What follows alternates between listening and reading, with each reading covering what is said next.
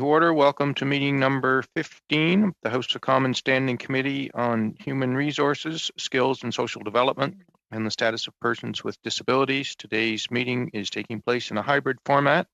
Pursuant to the House Order of January 25th, 2021, the proceedings will be made available via the House of Commons website. The webcast will always show the person speaking rather than the entirety of the committee.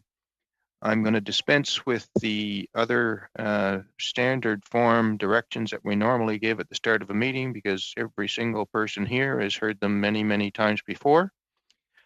Pursuant to Standing Order 108 Sub 2 and the motion adopted by the committee on Wednesday, October 28th, 2021, the committee will commence its study of the Rapid Housing Initiative. The study will examine all aspects of the proposed program with specific focus paid to the number and location of units acquired. I'd like to welcome our witness, Adam Vaughan, Parliamentary Secretary to the Minister of Families, Children and Social Development for Housing, to begin our discussion with 5 minutes of opening remarks followed by questions. Parliamentary Secretary Vaughan, you have the floor. Well, thank you very much. And I'm appearing here in part because the minister who I committed to trying to get to this meeting, unfortunately, it has a COVID committee meeting, is also helping to initiate and start the new Housing Council as part of the National Housing Strategy. And with Black History Month has multiple bookings, and I really do apologize. But I've worked very closely with them to develop this policy and deliver it. And I hope that there are no questions that you can ask me that I won't be able to provide an answer to. And luckily that very mischievous member from Spadina Fort York isn't here to cause me trouble, so I'm in good shape on that front. First of all, I'd like to acknowledge that I'm speaking to you from the territory of the Mississauga of the Credit, who hold the treaty on this land, but it's also the traditional territories of the Haudenosaunee Confederacy, the Huron-Wendat, and from across Turtle Island, and now, in fact, indeed, around the world. It's been a gathering place for many people from many nations for generations.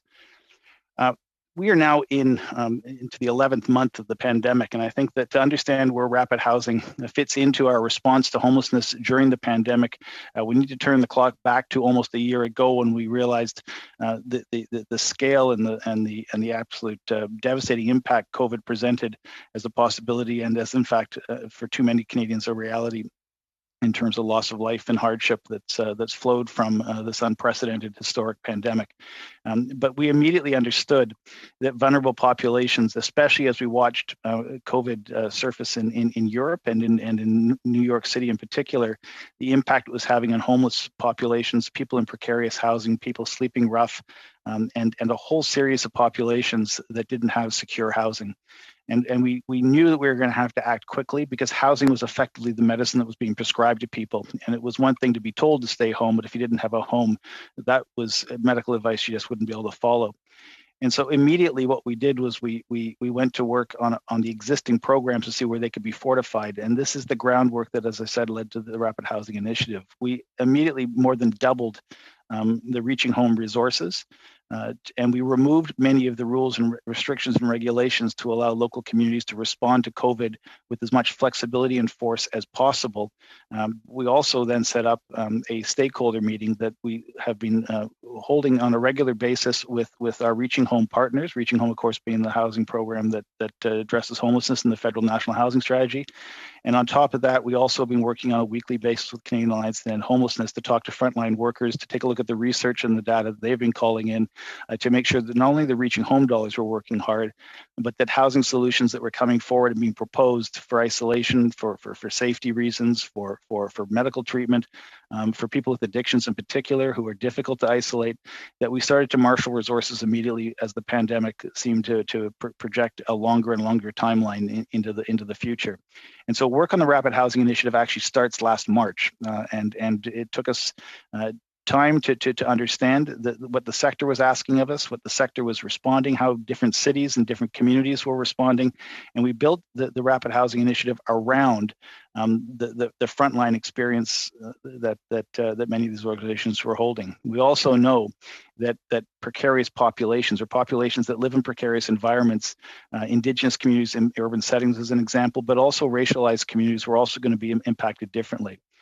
So in response to this, we made a call to our partners through the Reaching Home Network, which is Indigenous, Northern, Rural, and the designated community stream, to show us what they would acquire quickly if they could to help them address COVID in an emergency response, but also not just to flow dollars through these communities to deal with COVID, but if there was a way we could pool those dollars to create permanent solutions to homelessness as we addressed the COVID crisis. And in fact, we got a very strong response from different corners of the country. And with that data, went back to CMHC and budget in the summertime and working with the FCM, the Federation of Municipalities, and in particular the big city mayors caucuses, where homelessness tends to have the highest impact and the largest municipal exposure, as well as our provincial, territorial, Indigenous government counterparts, came forward at the program to do a couple of things. One was to bolster and reinvest into Reaching Home, and $236.7 million was announced in the fall as additional dollars for this year,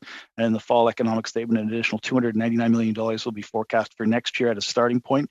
So the system knows what it's coming from the federal government to help them plan and coordinate their community's response to homelessness. And then secondly, we could see, certainly in major cities, that renting hotels was becoming extraordinarily expensive, up to $3,000 a month in some cases, which could actually buy you a condominium in Toronto or Vancouver. And we thought that these dollars could be better spent acquiring those properties and acquiring distressed assets and building modular housing, as opposed to simply renting emergency temporary shelter. And so we formulated a program. We moved it through cabinet, the minister and myself, and in September launched the Rapid Housing Initiative. It's a $1 billion initiative. The funds are forecast to be expended by March 31st, and we broke it into two, based on research we had done, broke it into two streams. One was the designated community stream, with which there are 15 major centers, and we'll get CMHC is with me, and they can break you down to some of the formulas that were used. And the second stream was a project by project application basis, which is open to all communities right across Canada, including Indigenous-led housing programs, including Indigenous-led programs that are on reserve. So there was a wide open throw that included all major housing systems, all major providers, to try to get to the Rapid Housing Initiative. To date, we have closed the application process, but I can tell you that the major city streams, there are a couple of cities that we're just finalizing details of the transfer agreements, but the properties have been more or less secured. But to date, we have executed the city stream. Almost every city now has an agreement in place. Toronto, for example, their $203.3 million will secure 540 units of housing. Some of it modular, some of it acquired, and again, the details will be are for CMHC to share with you. But even in Montreal and Quebec, I'll get you to wrap it up there. Sure, Montreal, Quebec, we've also had success. So the city stream is out the door. We're in the process of finalizing the applications that have been submitted through the project stream. There have been a significant oversubscription on that program, which is good news, because we expect to have a second chapter to this program, and those are to be announced in the coming days and weeks as we move through to execute the second part of the strategy. But we expect to be able to meet the deadlines. And with that, I'll leave it to the colleagues from CMHC to provide further detail and turn it back to the chair. Thank you, Mr. Vaughan. We're going to start off with Mr. Viss for 6 minutes, please. Mr. Viss, you have the floor. Thank you, Chair, and thank you, Parliamentary Secretary Vaughan, for your opening testimony today. Just for clarification points, so how many projects were truly that we know of so far under the major city streams were truly distressed assets purchased or agreed to be purchased by the major municipalities under RHI for affordable housing, and how many of the projects were either new or co-opted existing projects, or in other words, were these funds just put towards other housing projects? Sure, I'll let CMHC. They may have more of those details, but it's been a blend of what we would call distressed assets or assets that have residential capacity but weren't residential. So think of a hotel or a motel or a closed student residence, that sort of thing. The second part of it has been a conversion of commercial space to residential. So think of an office block that could be converted. And then there has been modular housing as well, but the details on a city by city basis, CMHC has more detail on that. Okay, if CMHC could provide that after our meeting today, that would be very, very helpful. So as you described, this was part of the government's response to COVID-19. And it's clear that under the Rapid Housing Initiative, we've seen some results, and I'm looking forward to hearing about how many people have already been housed under the program or will soon be housed under the program. But do you believe that the need for the Rapid Housing Initiative is a result of the fact that the co-investment fund, as we've heard from so many people in our committee, hasn't been working up to expectations? No, in fact, the co-investment fund is actually overperforming, and we've heard testimony before from CMHC how we've compressed the turnaround times. It was a program that was launched from a dead start because there wasn't a housing strategy in place when we took office in 2015. But the Rapid Housing Initiative seeks to build a different kind of housing. The co-investment fund does not create in of itself deeply affordable housing. Housing requires you to buy land in the market, buy materials in the market, and labor in the market. And to get it down to deeply affordable, you need government subsidy. There's no two ways about it. But in this particular case, the hardest to house, chronically homeless in particular, but people who are sleeping rough in the shelter system or couch surfing, otherwise known as the invisible homeless within the sector, that particular population has never really had a focused, intentional policy aimed at driving those numbers down in specific ways. So what Reaching Home does is it transfers people to that housing system. You need a housing system to transfer to them. Fair point. I'm going to cut you off. But this is intentional on the lowest income, hardest to house. Okay, so go ahead, Mr. That proves my point, is that the co-investment fund, probably from what we're hearing from stakeholders that you're hearing, that I'm hearing, that the co-investment wasn't flexible enough, that it wasn't responding to all of the needs according to the criteria set out on CMHC website. I disagree with you. That statement. Okay, but I'm not asking you to comment on that. I'm just going to go to my next question. Okay. According to CMHC's press release today, British Columbia, Saskatchewan, New Brunswick, Prince Edward Island, Newfoundland and Labrador, and the territories have yet to receive funding per the announcements outside of the major streams. When will we see announcements in these provinces? Well, as the program says, the program will have the dollars out the door and the projects established by March 31st. And between now and then, we will have announcements in all of those, hopefully all those jurisdictions, but right across the country. So I can't comment on which ones specifically, but the entire $500 million in the project stream, which will be distributed more widely, will hit those communities. Thank you. How many recipients are double dipping? How many from the major city streams have also applied to receive funding under the project stream? Well, I wouldn't call it double dipping. It's flexibility built into the system to move the resources where they're going to have the biggest impact.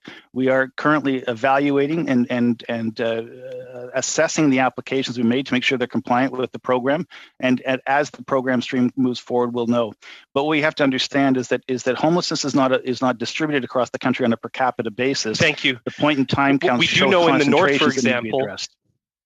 Thank you. We do know in the north, for example, that homelessness and or people couch surfing, like you mentioned earlier, is a very big problem. Yet I'm perplexed why Iqaluit, Whitehorse, and Yellowknife were not part of the initial tranche of funding. Can you provide an explanation for that? Sure. The 15 cities were chosen because of the extraordinarily high populations of people in distress. For example, in my riding alone, there are 15 parks with encampments of over 30 people in each of them that are currently sleeping in tents in downtown Toronto. That situation is replicating itself right across the country. And so there is an asymmetrical or a non-proportional distribution of people in extreme housing need that present a clear and present danger where high levels of COVID are present in communities, high levels of homelessness, and a lack of affordable housing is present due to market rents being beyond the reach of people in social assistance. So there are patterns of homelessness in certain parts of the country that are much more severe. Yeah, and just to your first point about the Reaching Home resources, I will commend the federal government for doing that. And Abbotsford and Chilliwack did receive funding, although a little bit less because it was split in half between the two communities. But I still believe that we need to look at rural communities more and the funds provided through ESDC for the rural stream, which I believe is still woefully inadequate to address Indigenous rural communities and other remote parts of the country that have acute homelessness issues. And what we're seeing is actually why the rates in major cities are so big is because people are leaving areas like the Fraser Canyon I represent and going to Abbotsford to access resources. So does the government, has the government have any plans in their upcoming budget to meet some of the points put forward by the Canadian Alliance to End Rural and Remote Homelessness to provide reaching home funding for remote communities? So as part of our response during COVID, we added 6 new communities to the designated community streams. Those all came out of the rural community without taking dollars away from the rural communities, and that's allowed us to serve more effectively into the rural space. Secondarily, the 3 commitments made in the throne speech and in the Fall Connected Statement are about an urban rural northern housing program that builds on the work our committee's been doing. Secondarily, another investment into rapid housing and chronic homelessness with supportive housing. And a third part is deepening the capital commitments inside the social housing and nonprofit sector within the co-investment fund to build a full spectrum of housing needs to meet the full spectrum of housing challenges we face across the country. So all 3 of those areas are expected new investments and additional chapters to the National Housing Strategy, which has gone from $40 million at announcement to now $40 billion to $70 billion as we move towards solving more housing challenges in Canada. Okay, and for the $1 billion. Mr. Viss. Next, we're going to go to you're well past time, Mr. Viss. In fact, no, thank you, Chair. That was very thoughtful. Thank you so much, sir. He started his answer after your time was up. Mr. Turnbull, please, for 6 minutes. Thanks, Mr. Chair, and thanks, Mr. Vaughan, for being here. I just want to start off by acknowledging your depth of experience in this area, the many years that you've put in on leading the National Housing Strategy, and the incredible work that's been done, I think, to begin the long process of ending homelessness in Canada. So I want to start with that acknowledgement, and I want to thank you for being here and for making time in your schedule to be here tonight. So actually, I want to go back to something that Mr. Viss said, because he didn't give you the chance to respond. And I think he drew a conclusion perhaps from something you said that wasn't intended by you. It had to do with the co-investment fund and the rapid housing initiative. Could you please clarify what you were about to say? Sure. Well, I mean, the rapid housing initiative is aimed squarely at chronically homeless and people with the highest acuity on the street and in the shelter system. They require not just deeper forms of subsidy to make the housing affordable for them, but they also require supports to live in it. The co-investment fund is about building out the below market nonprofit side of the housing agenda, as well as some market rents to blend neighborhoods, because we're not looking to build single sort of demographic scaled buildings. We like mixed buildings. We think that's the better model for housing, and that's what the housing sector and cities and communities have told us. And so the goal of the co-investment fund is very different from the goal of the rapid housing initiative, but you need both to solve homelessness, because people, as they heal, graduate into greater self-sufficiency and can graduate into different forms of housing as their families change, as their income changes, and as their health, quite frankly, is improved. And so we need to make sure that every single bead on this bracelet is connected to the string, and that people have the ability to make choices based on their circumstances. And so the co-investment fund, while I share the frustration about how slow sometimes it's been for some applications to get through, it's a critical part of building the full continuum of housing, right from shelters in the street all the way to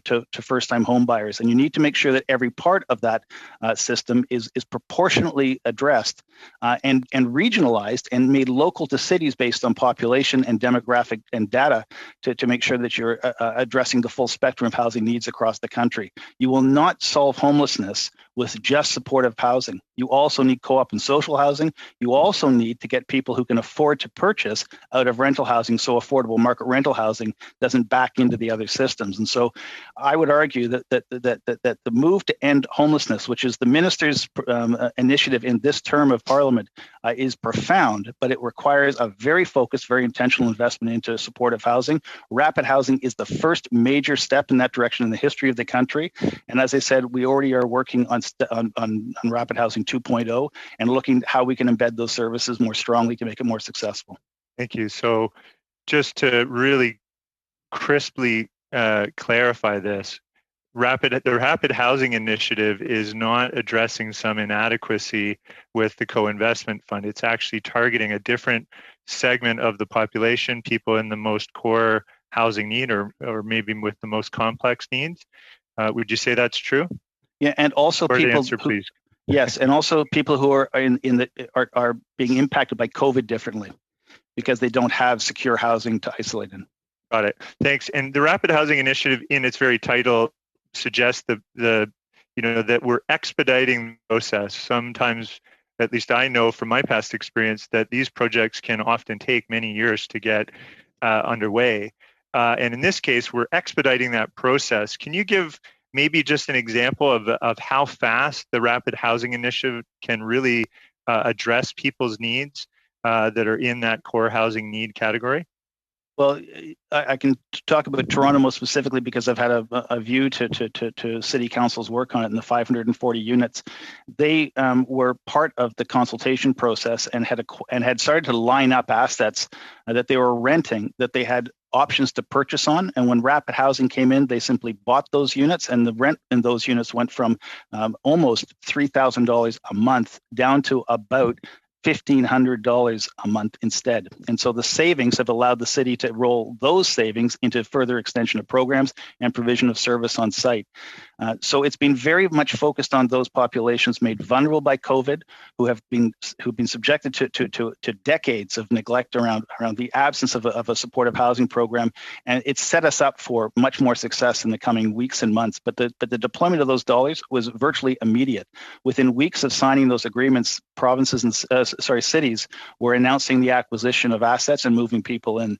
On a modular housing basis, it wasn't tied to Rapid Housing, but in the city of Toronto, there was a 6-month turnaround on 2 60-unit projects from flat ground, from acquiring the property to actually moving people in. That was done in less than 6 months. That was done under the co-investment fund by coincidence, but it's the modular housing piece of this which is also showing great promise and is also a very good economic development tool to set up these factories in remote parts of the country to develop the rural housing program that Mr. Viss talked about. So there's been some really good findings from this that have been drawn from the quickness, but also the nimbleness of our municipal partners. Great. Sounds like it's also more cost effective based on Much the more remarks that you made. Yeah. So just moving to my last question here, you mentioned that it was oversubscribed in both streams. I think it's split right between 500 million for the city's initiative, and then the rest of it was another 500 million. Do you consider that a sign of success, the fact that it's oversubscribed, and how would you define the success of the Rapid Housing Initiative? Briefly, if you could, Mr. Vaughan. We have extraordinary partners in the cities and extraordinary partners in frontline service. And they have been waiting for this kind of a program for a long time. In the city of Saskatoon, for example, we've seen 4 applications come forward from without the city involved. And what's clear to us is that if we've gotten the city the money, those 4 projects would probably be underway. So one of the learnings from this is that we need to expand the direct relationship with cities in delivering these dollars, both because of the way in which it can quickly arrive in those cities, but also in the way in which it can be deployed more quickly. That being said, not every city is as strong as every city. And in some cities, Indigenous populations don't have a seat at the table, and others, they are leading the program like they are in Vancouver and Regina. And so it is also showing us where reaching home has some limitations. It's showing us where the National Housing Strategy has some limitations, but it's also showing us the reward of working with frontline services and cities directly to deliver support for the most vulnerable Canadians. Thank you, Mr. Vaughan. Thank you, Mr. Turnbull. Suite, c'est le tour de Madame Chabot. À vous la parole pour 6 minutes. Merci, monsieur. Thank you very much, Chair. Thank you, Mr. Vaughan, for being with us, this time as a witness. Usually, we have the pleasure of having us as a member of the committee. Listen, I would like to speak first about the RHI, the Rapid Housing Initiative, this $1 billion initiative, an initiative which is, as we speak, an initiative that is completed, as you've said. So I believe that the committee's objective, and I think that the mandate we're seized with, is to understand not necessarily the objectives that went into the creation of this, because we can't say that $1 billion is enough to satisfy all the needs. You and I, as you know, are all aware that there are huge needs in every sector when we're talking about housing and affordable housing and secure housing. And of course, we're trying, of course, to improve the situation. So I'm thinking here, what rational objective has led to for certain streams? So for the big cities stream, if I understood correctly, what was considered were the needs, but also the fact that there was a lot of homelessness.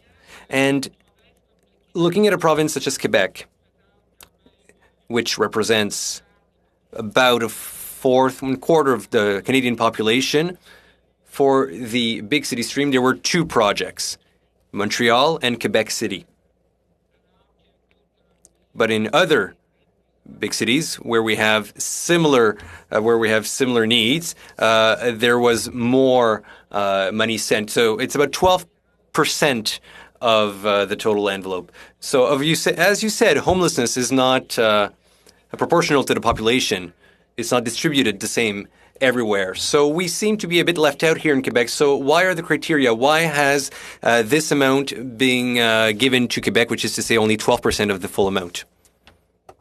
So the 2 major indicators were the gap between social assistance and average market rent in major cities. So we looked at where housing needs were going to be the most exaggerated and therefore the most critical to address quickly to get people into shelter, to keep people safe. And so if you're in a community with virtually no homelessness, the chances of scoring high on that were very low. And if you had a city like Toronto where you've got a population of close to 9,000 people who are on the streets in comparison to Montreal, where the point-in-time counts usually come back just under 1,000, you're going to see a differential in the distribution of dollars based on the number of people who are expressing that need. The second criteria that was taken a look at was that point in time, the last round of point-in-time counts we did across the country to understand exactly where the populations were centered.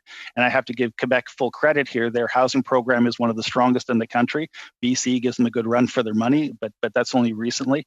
And when you take a look at the point-in-time counts in Montreal and Quebec and other major cities like Laval and Gatineau, they're much lower in total numbers. So the emergency need to push money to keep people safe right now with housing immediately were not as pronounced in Quebec as they were in other parts, and so it was proportionalized that way. That being said, when we did the criteria, they still scored fairly high in the rankings. They're in the top sort of second tier of the numbers, and we wanted to see how they spent the money, how that money flowed through the Quebec Housing Accord, which was recently signed, which also sees this money transferred to Quebec and then to cities in a different way. And we needed to see how the dollars were spent, how they addressed the populations before we came back for 2.0 to achieve our goal of eliminating homelessness everywhere. And so that's the way it was formulated. We looked at a list of 6, 10, of 15, of 25 cities, and we looked at what a project by project application would look like. And before we get to the next wave of funding, we want to take the learnings from these fundings and adjust it based on observations like your own. Said it didn't work in these smaller communities. How do we address those? Is it bulk funding? Is it city by city funding? Or is it a specific kind of funding that needs to be changed to deliver that kind of housing to smaller communities with smaller populations? I'd like to thank you for saying that Quebec has good programs. I agree with you. I'll ask you a question in connection with the answer you just gave. Is the situation of the real estate markets, well, we know that they're higher elsewhere, Toronto compared to Montreal, those are 2 very different markets.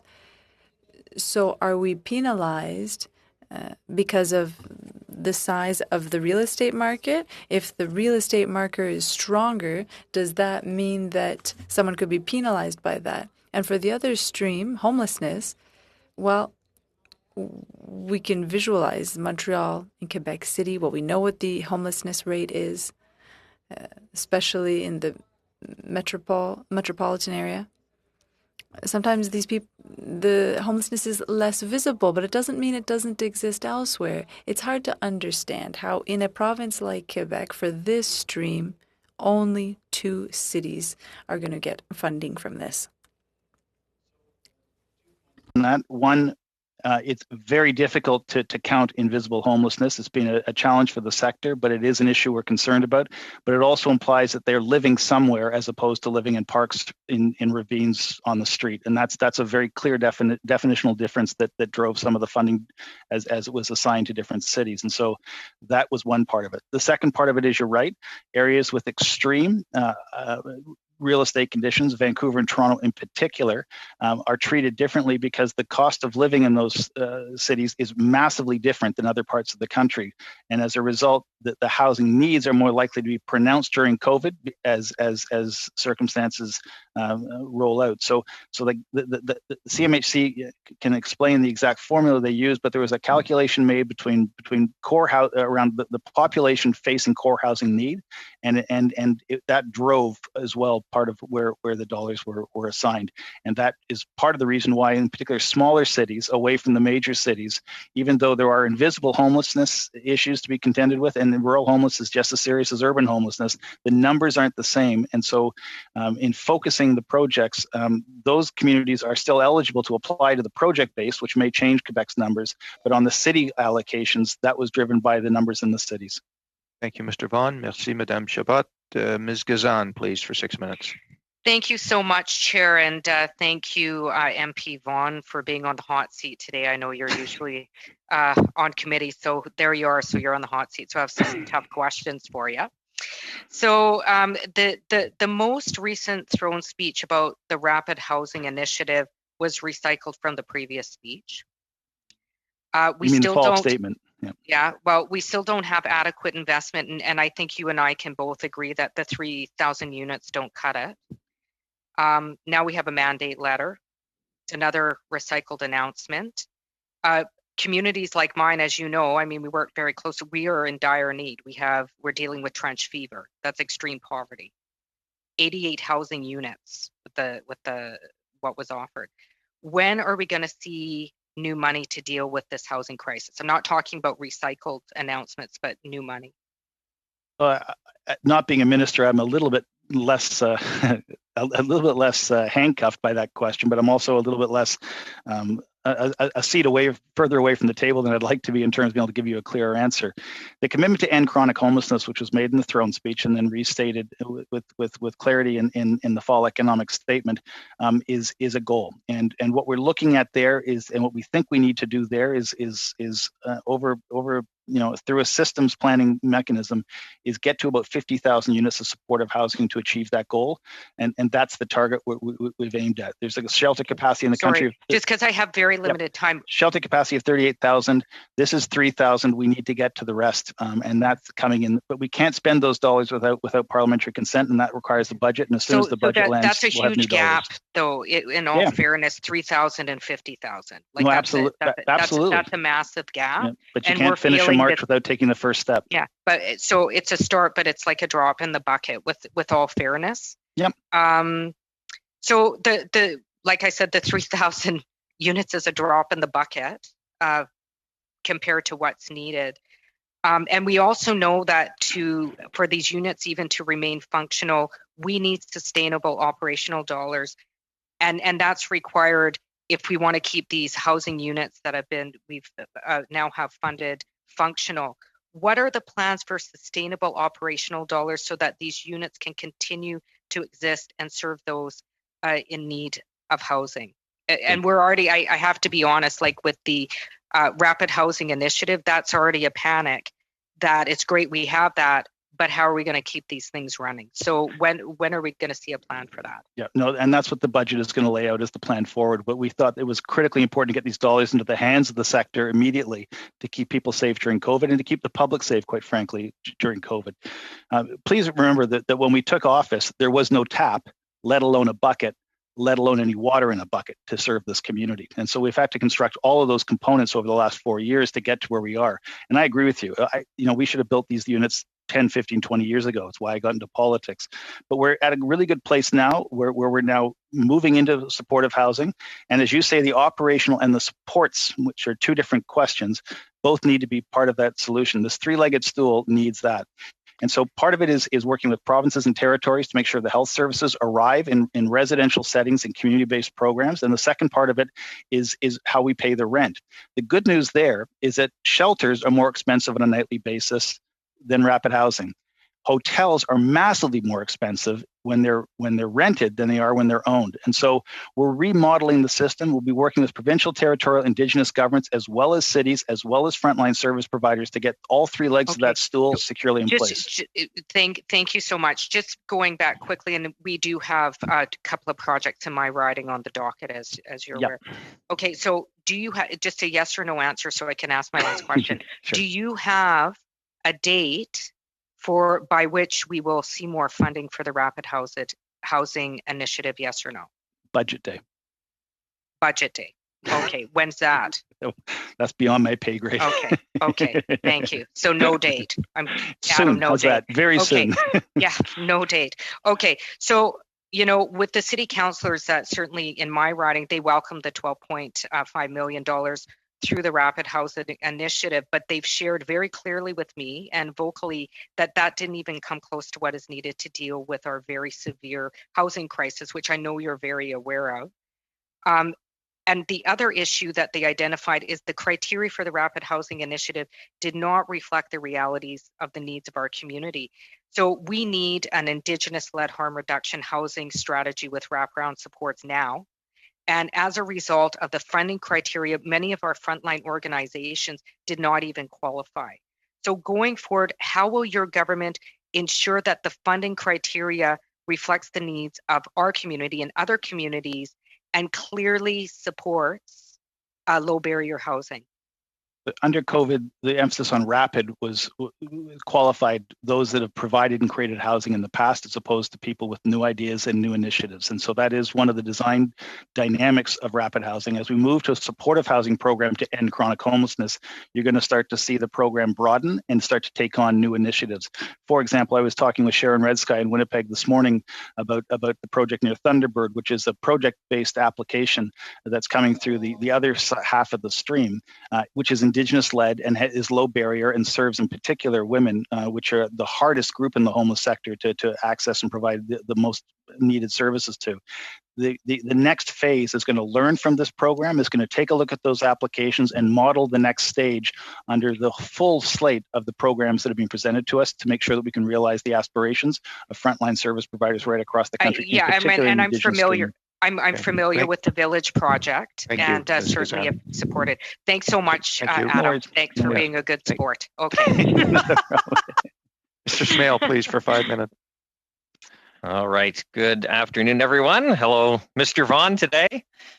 Good to see you here. Jeez, everyone used to call me Adam. I would when you're on the other side of the table. I won't do that as either. Fair enough. When it comes to the funding programs for whether it be the Rapid Housing Initiative or any housing program, I could list them all, but I won't. Is there any conversations going on regarding ensuring the efficiency of the program rather than spending X amount of time filling out application after application waiting? What about more direct funding so taxpayer dollars have more velocity? Absolutely agree with you. What I'm happy about with the Rapid Housing Initiative was a 2-page application form with a turnaround time that was very tight. That is something I think which we need to aim for. We have to do our due diligence, of course. There's a lot of money on the table, but compressing and simplifying the application process would see a lot of smaller cities and smaller projects get to the finish line quicker. We've changed CMHC from being a referee in this process to being a coach, and their frontline workers are helping realize projects faster, and that's why the compression on the turnaround times and the co-investment funds have been realized. But we also know that there's been various demands from different players in the system to just transfer the money to the provinces and let them distribute it to the cities and let the cities go to the front line. Think of housing money like water. The more people touch it, the smaller it gets. And the more administrative costs are built into the transfer from partner to partner to partner before it hits the person it's supposed to help, which is the homeless individual. And so we've worked very hard to find ways, working with provinces and territories and Indigenous-led governments, to get the money directly to frontline service providers so the dollars are not administered 4 or 5 times before they hit a person's monthly check to pay for housing. So we're working, and I think one of the breakthroughs on rapid housing, and in particular in Quebec, it's worked really well, is this relationship between the federal government and frontline providers working in a coordinated fashion with the provinces, but getting the money directly to those projects in fitting it into the systems that Quebec and cities have designed is allowing us to get the dollars with less and less handling into the hands of the people who are actually doing the building and the people who are actually moving into the units that we're constructing. That's a very conservative answer of you. I appreciate that. Well, no, it's serious, but it's true, because I got a note here from the Native Council of PEI talking about the issue they're dealing with. It's the timeline and capacity requirements of your program. In this case, it's a national housing co-investment fund. They said, the competitive application is 200 pages long, and for a small organization, it's very difficult for them to get the expertise required without hiring out. So I appreciate those comments about really streamlining and taking a look at the complexity of these applications. So I just want to talk about the rapid housing, if I could. Chair, how much time do I have left? 2 minutes. 2 minutes. Okay, perfect. So for this organization in particular, the rapid housing the criteria requires, is my understanding, groups to already possess land in many cases to build on. And they're telling me, and this goes to a lot of not-for-profit organizations, the limited capacity they have to carry debt when they don't already own the land. Yeah, no, look, the emphasis was on rapid. And as we move towards supportive housing, which is the real solution to ending chronic homelessness, not quick acquisition of distressed properties, but an intentional move into the space of supportive housing, you will see the criteria broaden to incorporate smaller communities with specified and specific target populations that they're looking to serve. And that's where you'll start to see those rules and regulations relax. I just add one point, the idea of getting money directly to people is not a conservative notion. The conservative notion was not to have a housing strategy. So I'll correct you on the record. You know what? I one. gave you a compliment there, and you had to go too far. Very, very. Okay, so let's talk about those modular units. Yes, for speed, they do work in a number of cases, but and many times, I just want to understand what if I misheard it when you were talking to Brad, the construction jobs aren't always local. They're basically where the factory is. Yes, and what's good about that is and I was talking with members of Atlantic Caucus about the idea that perhaps there is some economic development. You think about the softwood lumber issue in New Brunswick. There's a part of the country that has the resources needed to build these modular units. If we're going to move to modular units, and I think that's where the industry is going. I think we've gone from 6 to 16 providers across the country in the last 2 years. If we can move, and we're working with the Canada Standards Association to try and standardize this, so they're pre-approved in a sense. We can start setting up through federal investments to create jobs and take advantage of our natural resources to decentralize the construction and delivery of these modular housing units, because they work in whether they're 3 units, 6 units, or 12 units, and that's sort of an off-the-shelf, ready-to-go, approved, high-quality, highly affordable housing program that you could build literally factories in every part of the country to meet the housing needs of Canadians right across the country.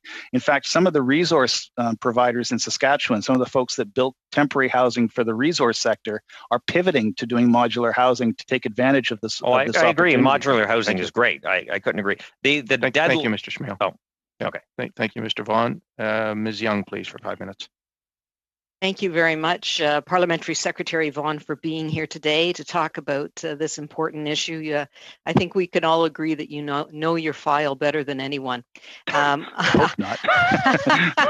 Well, as you know, London scares me.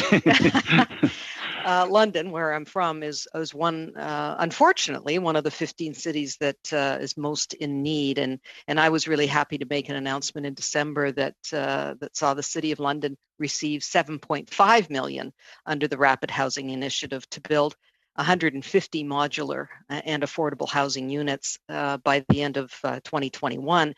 And this news was hailed as a game changer by our mayor, Ed Holder, who, as you know, was a former Conservative MP. He really understands how important it is for the well-being of Londoners who are on our very lengthy housing wait lists. Would you agree that it is not only a game changer for London, but for cities across the country? Well, look, John Tory has said the same thing, a former leader of the Provincial Conservative Party in Ontario, who is now Mayor of Toronto, and Candy Stewart in Vancouver has also made similar remarks. This is really, I think, the first since the early 90s, and even before the 90s, because those of us who have worked in this file for a long time know this. No one has ever really specifically built supportive housing in the country, and I think this is what when mayors talk about the game changer, it's this particular form of housing that is making a huge difference. The rapid piece is tied to COVID, but the housing model is tied to supportive housing as a goal. And I think, yes, I think there are a number of communities that have really taken this issue and are having some extraordinary achievements. Hamilton is another city, and Edmonton and Victoria are all cities that are very close to getting to functional zero on homelessness. And this is maybe the exact housing program that will put them over the finish line in that regard. For example, London has effectively eliminated veterans homelessness by focusing on moving veterans with supports unique to veterans with services from Veterans Canada into housing environments. And as a result, their shelters have not seen a surge during COVID, which is quite remarkable because other populations have grown. So a game changer, absolutely, but it doesn't work unless we have Chapter 2, and Chapter 2 doesn't work unless you put the other two legs of the stool together, which are health supports. Poverty puts you on the street. Healthcare keeps you on the street, usually mental health and addiction issues. But brain injury is another big driver, and undiagnosed developmental disabilities is the fourth. So getting the medical services and the income supports in place to make this acquisition and quick, rapid housing, modular housing model work the best, those three things working together will allow us to make huge savings. And the other big savings that accrue to government are in justice in the healthcare system. The city of Barrie is running a pilot project right now that shows that when you take the frequent users of police and hospital services out of the mix, you save police and the justice and the health system huge money. In fact, the 20 people who use police services are responsible for the 20 most calls in Barrie, Ontario. 20 people generated 1,000 police calls over a 2-year period. When you house them, the police calls stop. And so this is one of the ways to save money in social services and justice as we move towards better outcomes for the people who are at the heart of the challenge in these situations. So it's good news for governments, but it's even better news for people. Now, as you know, we also have a real problem with youth homelessness in London, and we have some really innovative ideas, and you have actually been down to London to see what Youth Opportunities Unlimited, or you, has done, and building youth housing. Is that one of the key features of this? The youth aging out of care in custody in the child welfare system are on the referred to as being on the super highway to homelessness. If you're homeless at 16, the chances that you'll be homeless at 28, it's close to 80%. And so as kids age out of care, if we don't have supportive housing to move them from the sort of provisional housing they've had as in the child welfare system to independence, if we don't have that hop, skip, and a jump to a higher quality of life, those kids will end up as the chronically homeless we have to deal with in a generation. And so focusing on youth, and in particular gay, lesbian, and two-spirited and queer youth, is fundamental to this. And during COVID, that's been one of the highest jumps and spikes in population has been kids in that community as they get kicked out of their homes because their sexuality presents a challenge, or their gender presentation presents a challenge to their families. And so the homeless encampments in Toronto in particular are seeing a much, much higher count of racialized youth and queer youth. And so building intentional housing in that space is fundamentally important to ending homelessness. Thank you very Mr. much. Vaughan, thank you, Ms. Young. Madame Chabot, pour 2 minutes et demie, s'il vous plaît. Thank you, Mr. Chair. I'll be quick because I have 2 questions. The National Housing Strategy. You said that there will be a housing defender, a federal housing defender that will look at the strategy and how it's going. But still, nobody has been appointed. We know that housing is a right, and it's very important for health. We know that. So do you have any answers to give us regarding this position? The right to housing was legislated as part of the National Housing Strategy legislation, and that called for not only the housing advocate, but also the housing advisory panel. That panel met for the first time today with the minister, and we wanted their input as to where they saw the advocate coming from. We're also taking steps to address, we have 5 people on that panel with lived experience, but nobody with the experience of living rough on the street or shelter experience. We're taking steps to address that through an additional appointment to the body, and we're working through that process right now. But the process to hire the advocate, we've put the call out, and we should be able to follow through on that appointment very shortly. Good.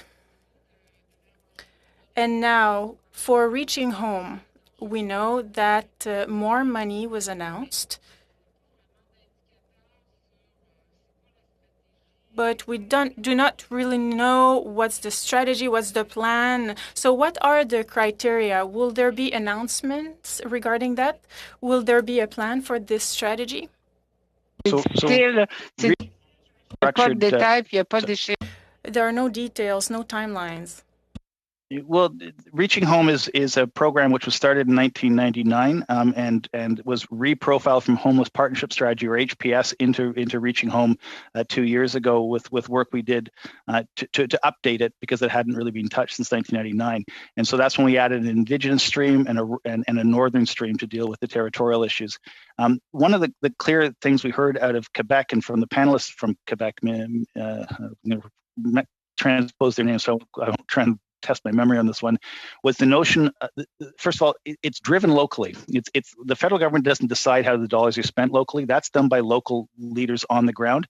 And in Quebec, because of the model of National Assembly, where you've got regions with all the stakeholders, hospital, police, legal, as well as housing providers, municipalities, and the social service sector, they design the program and they take the dollars and they spend it into that program to coordinate both the access of people into a housing system, but also the services that are required to make them succeed in housing. Chronically homeless individuals don't succeed if you just give them a set of keys and put them in a house. They do better, but they don't get better because of the housing. They get better because they're in shelter.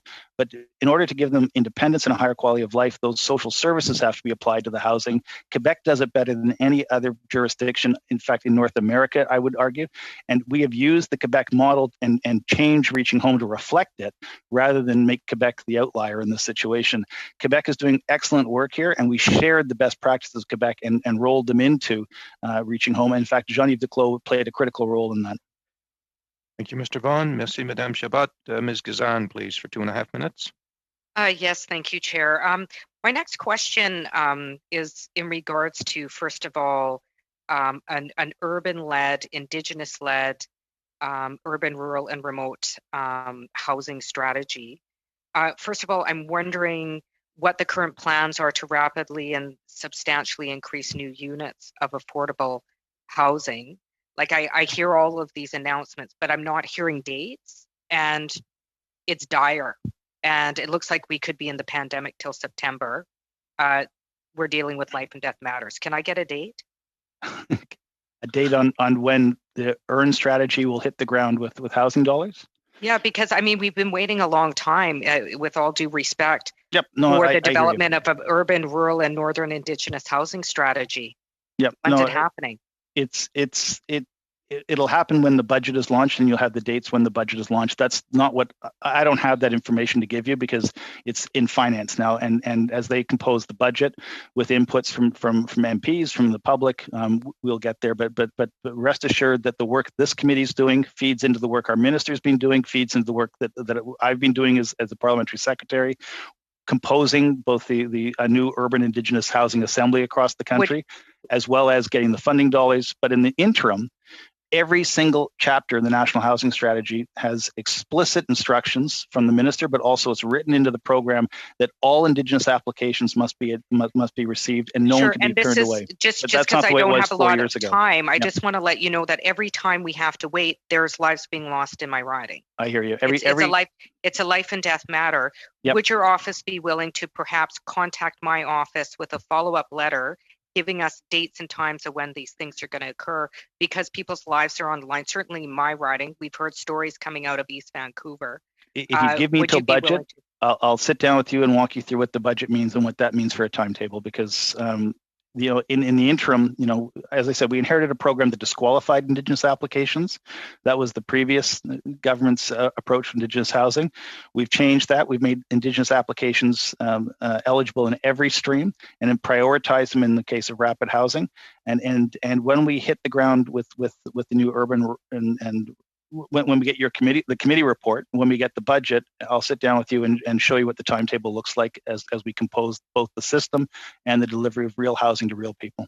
Okay, I'll hold you to that. Ms. Gazan. Please do. I'll hold myself to it as well. Mr. Vaughan. Ms. Falk, please, for 5 minutes. Thank you, Chair. Thank you, MP Vaughn, for being here and taking our questions. I've heard a lot, well, a few times now that you've mentioned budget. Is Budget Day going to be in this Parliament or the next Parliament? Look at it. I like you am eager to see it.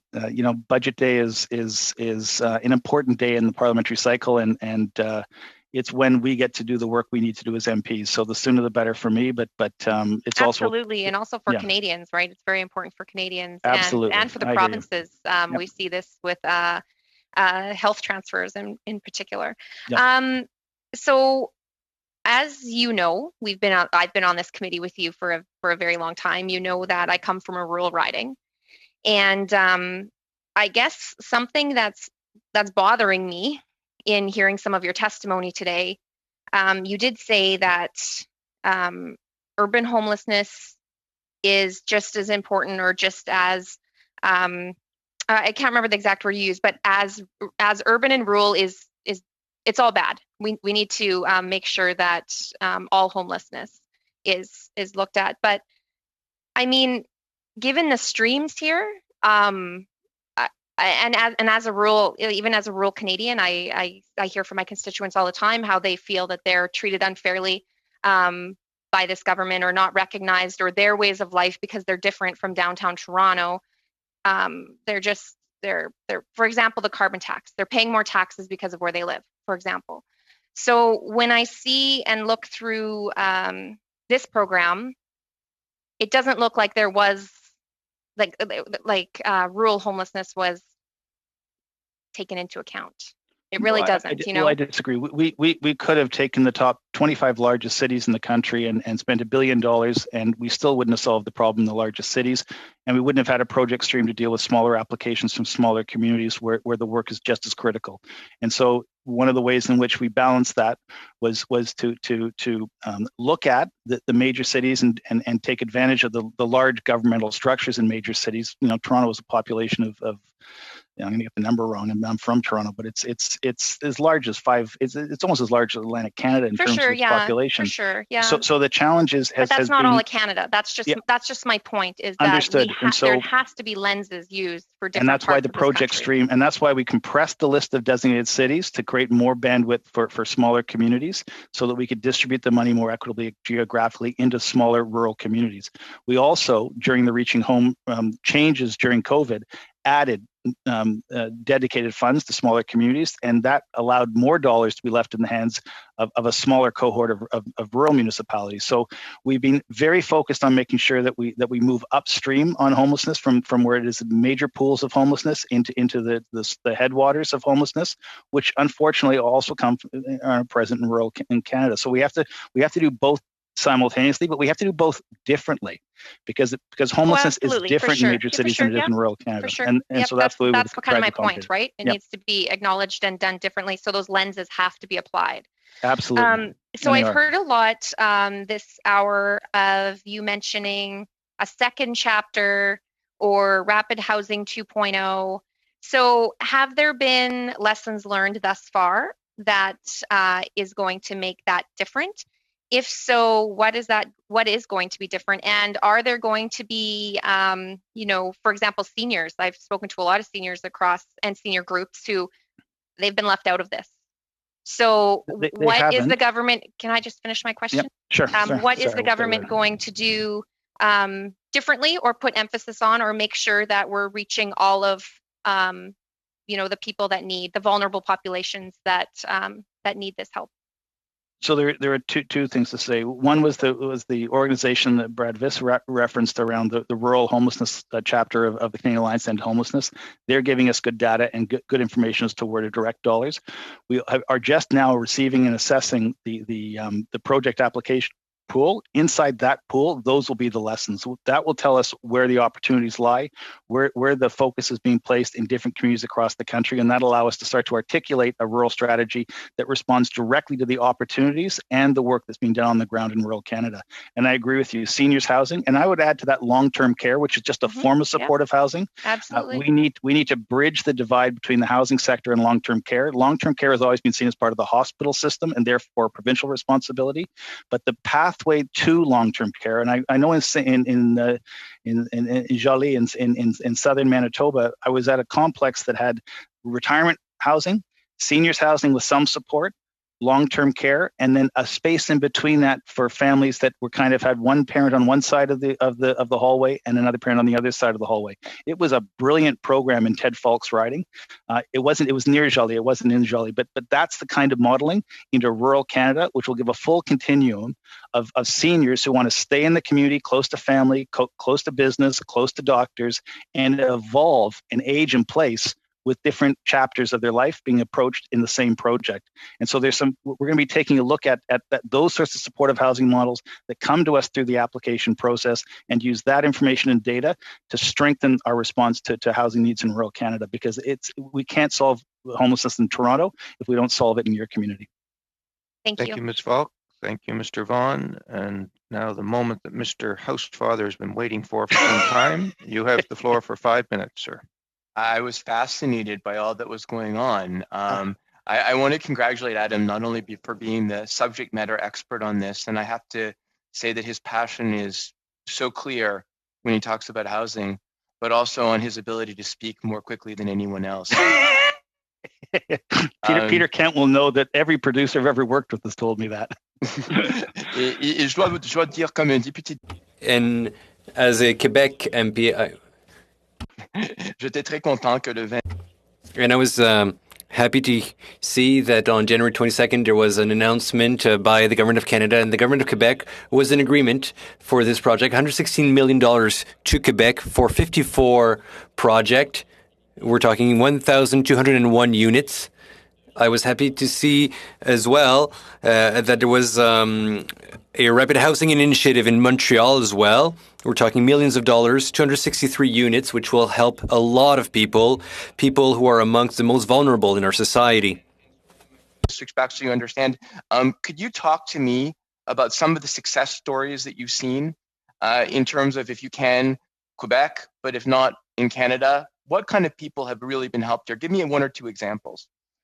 In Quebec City, there is a conversion of an old hotel across from the train station in old Quebec City, that on every floor they treat a different segment of the population that's homeless. So homeless young women are kept together and separate and distinct, as are older homeless individuals who obviously can't go out during the day where others might. And so the former monasteries and religious buildings in virtually every major Quebec community are really they are congregate living. Individual rooms with communal settings with meal programs. They are set up for conversion. And what we're seeing in these situations is that it is, once you stabilize a homeless person's living environment, adding the health services to get them back to full health and independence. The real success is not housing people who are homeless. It's watching homeless people lead the system. And in fact, people with lived experience are some of the best housing providers now in the country. And so if you're looking for advocates that do great work, I'm not sure I can share. There's the head of one of the top ranking bureaucrats in Hamilton comes through the housing system, was homeless as a youth and graduated into the system, graduated through university, through the municipal sector, and is now leading that city's charge to end homelessness. And they've got one of the most pronounced and aggressive housing programs in the country. To me, the success, there's no joy that is comparable to watching a homeless person get their own unit.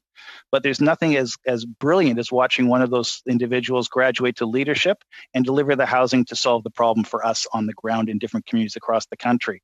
The numbers just, they roll through the stories roll through my head so quickly, I can't even speak quick enough to tell all the stories. But the reality is that when we make that difference, we turn someone who has high needs into a high contributor. And I'll tell you the population, which is the most inspiring, it's former Army and Armed Forces personnel. They come with public service trained into them. They have extraordinary skills around construction, around group management, around interface with authority and structured figures. I think that homeless veterans in particular have the potential to be the next literally brigade housing workers and are transformational in their capacity to be redeployed into the sector. And the good news is they come from every corner of the country, every community in the country. They are Indigenous, they are Anglophone, they're Francophone, they live on the coasts in the north and in the major cities. And what's really interesting is the way in which government responds to veterans and the public responds to veterans. I don't think there is a community in this country that would have the NIMBYism or the reaction. I don't want a group home in my neighborhood. When you tell them it's a group home for veterans, they calm down. When you tell them that the group home will be led by a former veteran, they respect the public service and the authority that's invested in that kind of training. And so I think we have the potential to end chronic homelessness very quickly in this country. It just takes all of us deciding that's what we're going to do. And I think we're at a turning point in this country's history. And that to me is the most inspiring thing that's come from Rapid Housing. It's what inspired me through the throne speech, and it's what the work that lies ahead with the budget and getting those dates, those projects, but more importantly, those keys into the hand of homeless people and that transformation into their lives, to me, is the real opportunity here. And Rapid Housing has uncorked that or untied that knot. And I expect great things in the future, and we're working very hard to realize them with all of you. Thank you. I imagine that's eating up all my time, Mr. Chair. He is indeed. I can run a clock, and you, Anthony, too. Huh? He's got you figured out. Mr. Vaughan, thank you so much. Thank you, Mr. Housefather. Mr. Vaughan, this is the point at which we usually thank the witnesses and tell them what a great job they did. I'm just going to echo what a couple of my colleagues have said in terms of your grasp of the file, your passion for the subject, and being the subject matter expert. Not much doubt about that. Your apology to the interpreters was well placed. I'll direct the next panel to speak slowly and clearly. You did speak clearly. Thank you so much. We're going to suspend for 3 minutes to bring to sound test the next panel. Thank you.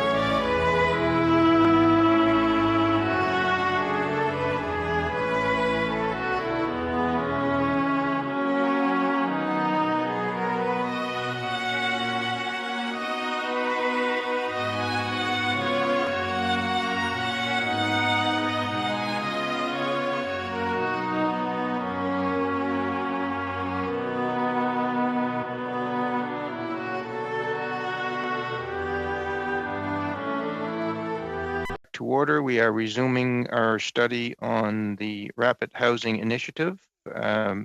Thank you to the witnesses for appearing. I think there are a couple here for the first time, so please bear with me. Before speaking, please wait until I recognize you by name. When you are ready to speak, you can click on the microphone icon to activate your mic. Interpretation in this video conference will work very much like a regular committee meeting. You have the choice at the bottom of your screen of either floor, English, or French. If any of you watched the last panel, please don't be like Mr. Vaughn. Speak slowly and clearly, but with the same amount of passion and knowledge. When you are speaking, your mic should be, when you are not speaking, your mic should be on mute.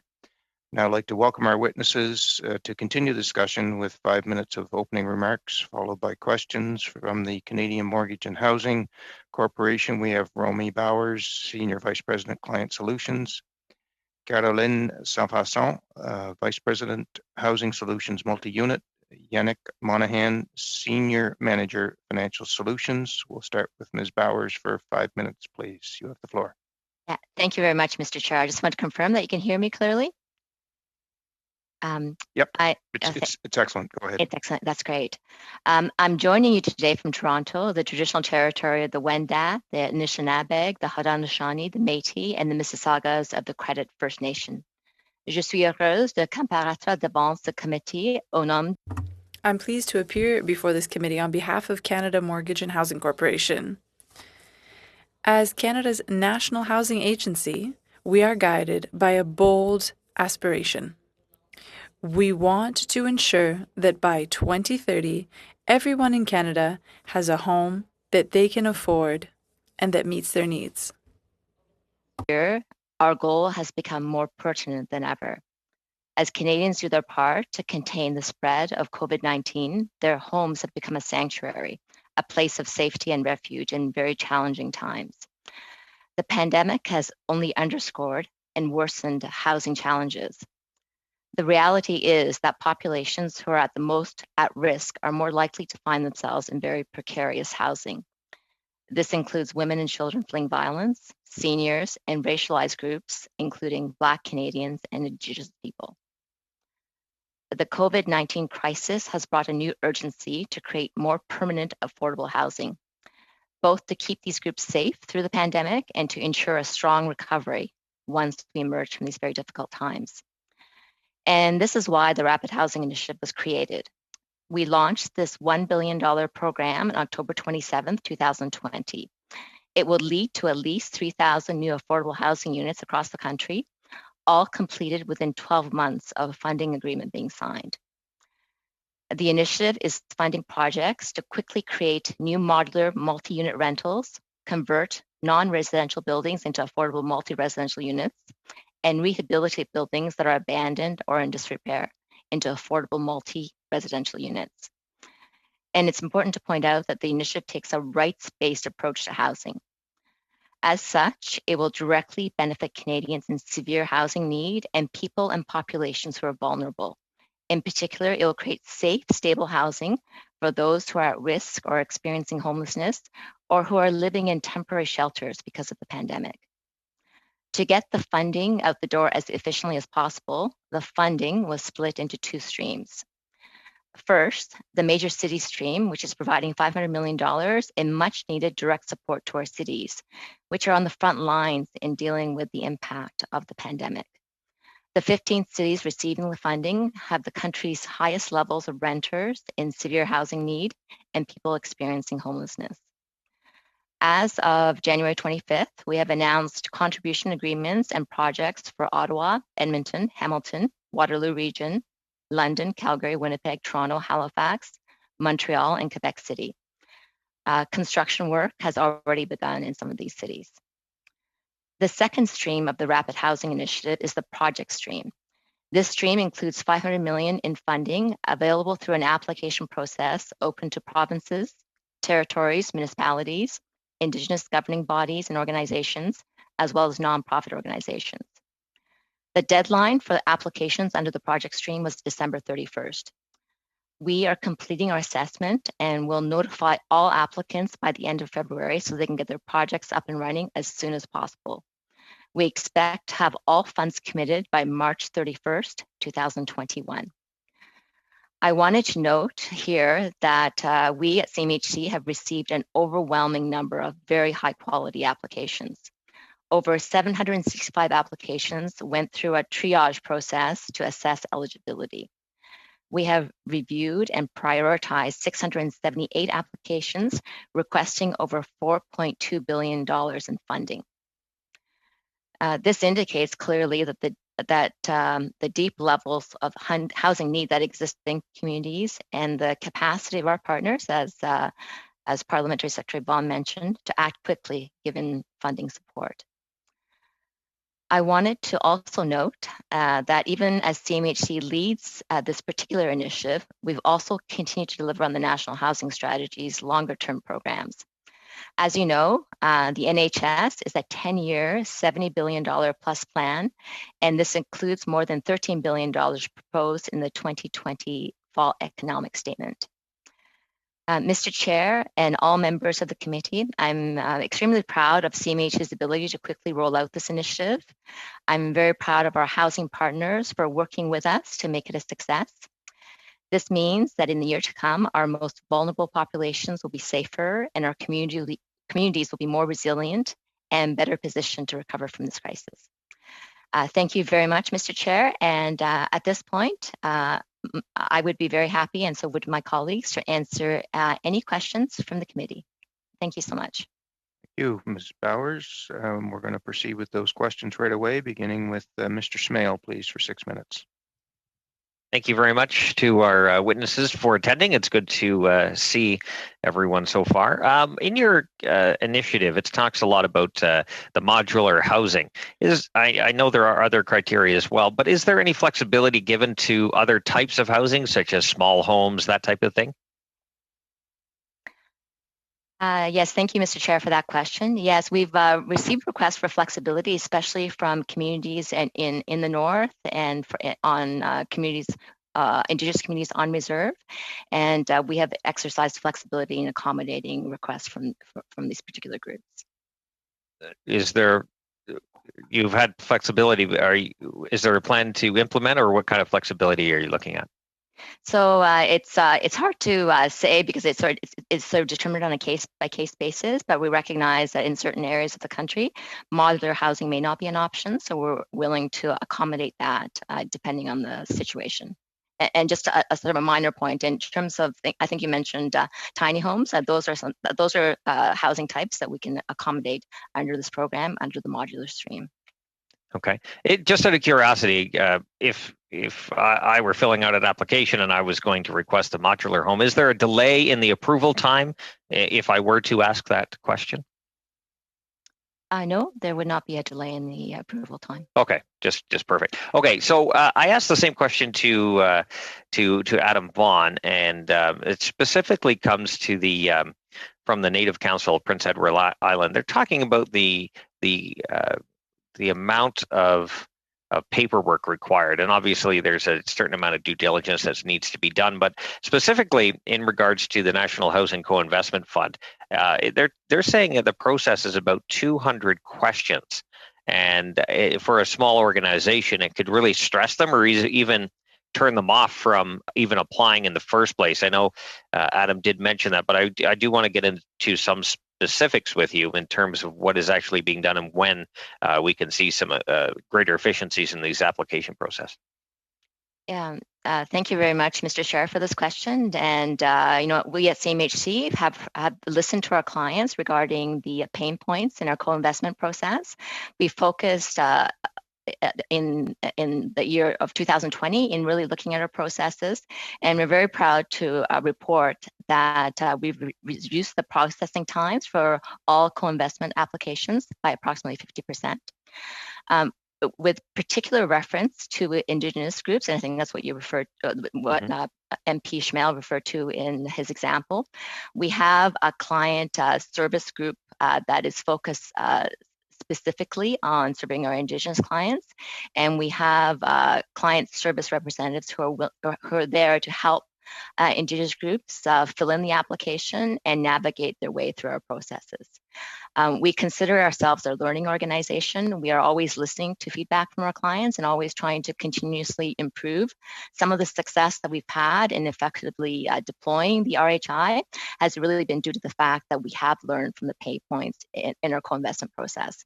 Having said that, we know we're not perfect, and if there are any other comments or feedback that you have from your constituents, we're always very willing to listen as we try to continue to improve our processes on an ongoing basis.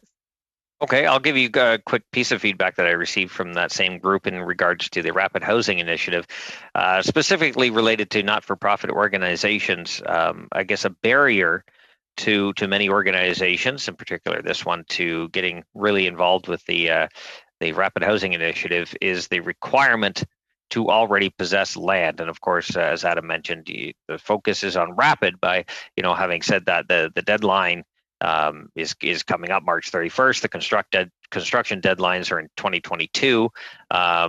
So I can't see it pushing that far behind in the as to be that much of a barrier to kind of create a barrier for not-for-profits getting into it.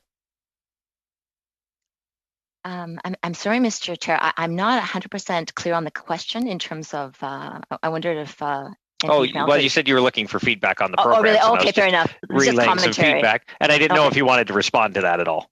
Yeah, fair enough. So just in designing the RHI, you can imagine our focus was on a rapid execution. So in order to do that, we did prioritize groups that did have access to land, because sometimes the whole process of acquisition of land takes a longer period of time. So in those instances, it probably would be more suitable for that proponent to look at our more longer term funding programs versus something like the RHI.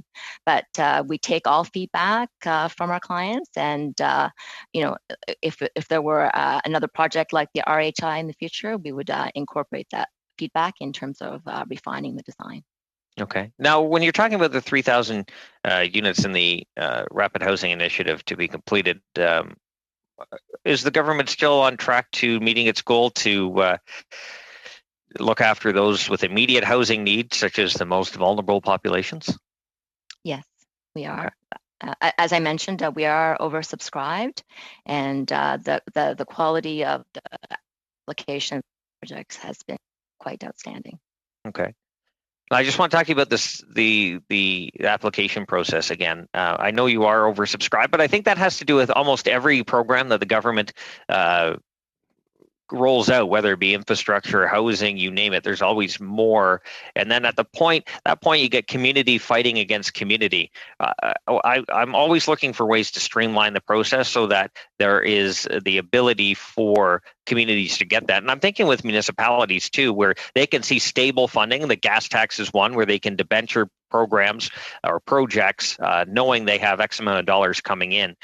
This might be something that could be of interest in the housing, whether it be Rapid Housing or others, because this way every municipality, or how you want to do it with First Nations community, are able to see a steady stream of funding come in, and they don't have to compete against each other. Short answer, if you could, please, Ms. Flowers. We're out of time. Thank you. Thank you very much for this question. I can agree with you more in terms of the need to form strong partnerships with cities and municipalities and streamline our processes as much as possible. Thank you for that feedback. Thank you, Mr. Smale. Mr. Long, please, for 6 minutes. Thank you, Mr. Chair, and good evening now to all of my colleagues. And certainly I want to thank Ms. Bauer and other officials at CMHC for coming in and giving us answers to our questions with respect to the very exciting Rapid Housing Initiative. Housing is a human right, and I'm proud that our government has entrenched the recognition of this right into law through the National Housing Strategy Act. I'm also proud that we have made historic commitments to help implement that right through our $55 billion National Housing Strategy. We still have a lot of work to do, a lot of catch up to do to ensure that this right is upheld for all Canadians and that the promise of the NHS is fulfilled. In my riding of St. John Rothsay, Unfortunately, we're experiencing a housing affordability crisis, much like across this country, and it's been exacerbated by the COVID-19 crisis. There are currently over 1,500 people on the waiting list for affordable housing. And unfortunately, despite all of our efforts, that list continues to grow by the day. That's why I've advocated for additional pathways for direct federal funding for affordable housing through the NHS. And it's why I was thrilled when our government announced the $1 billion Rapid Housing Initiative this past fall. Immediately after this announcement, my team and I began working closely with the City of St. John and other proponents in the riding to ensure that our community took full advantage of this opportunity to rapidly and significantly increase the stock of affordable housing within it. This effort resulted in the submission of an application by Housing Alternatives and their group for funding through the project stream of the RHI to create 30 affordable housing units in the old St. Vincent's High School in St. John. We have been working closely with Minister Hussein's team to advocate for this project. And I was pleased to see positive announcements through the major city stream in recent weeks, but I'm also keen to see this and other project stream applications accessed quickly by CMHC. So I'm pleased to hear from you that all proponents will have news from CMHC by the end of the month. Obviously, I certainly understand and respect that there were the two streams. Halifax was the only city in Atlantic Canada that qualified for that stream. And obviously, in my province, we have Moncton, Fredericton, and St. John, Bathurst, Miramichi, and other cities that, are very anxious about their applications. So my first question to you, Ms. Bowers, is what was the regional breakdown of the 765 applications received through the project stream?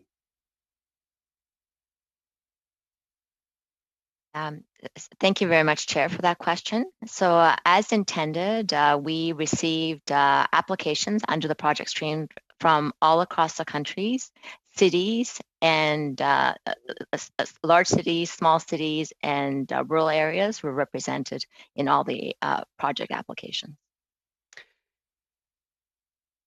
So again, I'm certainly the officials here in my city of St. John have submitted an application. They haven't really heard anything back. I know earlier you mentioned about the timelines. So can you just go through again the timelines as to when they should expect to hear something back? And, obviously the applications were submitted by December, the end of December, but, there's a lot of anxiousness. I get calls every day from proponents that actually submitted applications. So I'm just looking for, if you can reiterate again the timelines. Absolutely. So we took the month of January to the assessments of the projects and the prioritization. Right.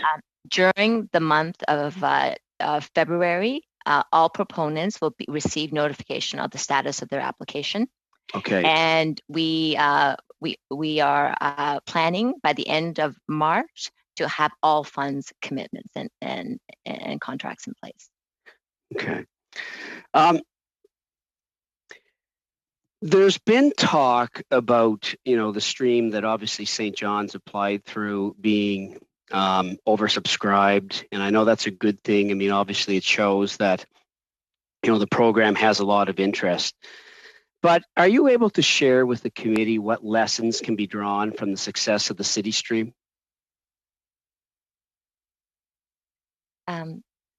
Thank you very much, Chair. I'm not sure if you're signaling if I have a time limitation, but I think you have almost a full minute. I have a full minute, fair enough. So I think one significant lessons learned is that we work for the large city stream. We worked in collaboration with the Federation of Canadian Municipalities, and the methodology regarding allocation and the selection of the 15 cities.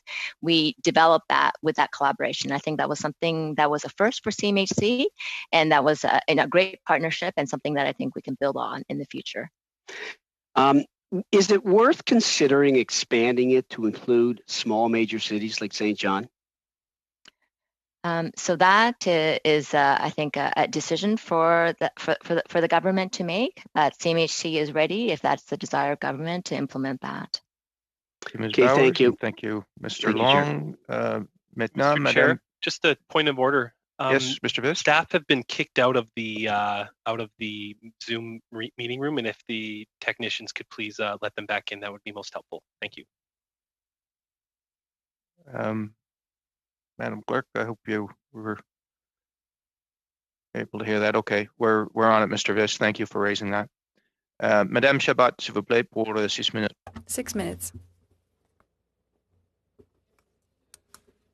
Thank you. Thank you for being here.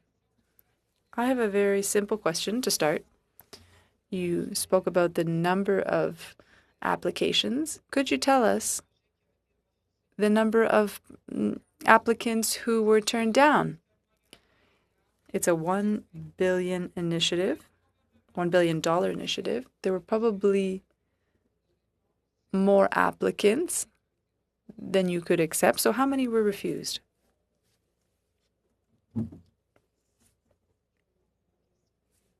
I'll answer your question, Ms. Chabot. So we received a lot of applications. For the time being, we've only informed the applicants who had incomplete applications or who did not meet the eligibility criteria. So that's 90 applicants. And we still have 678 applications that are eligible. So we're going to send out the decision for those in the weeks to follow. Do you have a regional breakdown of the applications that were sent in? Yes, we could send you the regional breakdown. We could send that in writing. I imagine that even if there was a criteria, the question of equity was there. Okay, my other question